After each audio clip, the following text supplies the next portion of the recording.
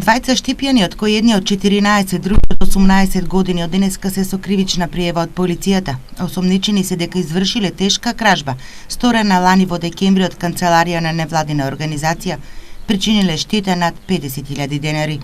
Пријавените помеѓу 13 и 14 декември минатата година со намера за себе да прибават противправна имотна корист, извршиле тешка кражба со употреба на сила и подесен предмет, го скршиле стаклото на објект канцеларија на невладината организација Центар за интеграција на ромите во Штип, од каде одзеле 2 лаптоп компјутери и 1 фотоапарат, со што се стекнале со противправна имотна корист од 51.000 денари.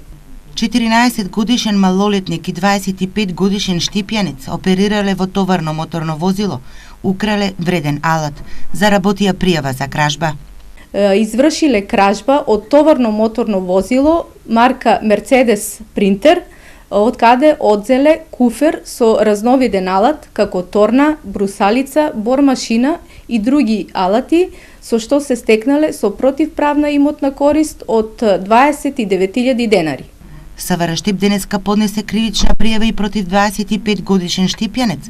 Осомничен е дека сторил разбойничка кражба во куќа.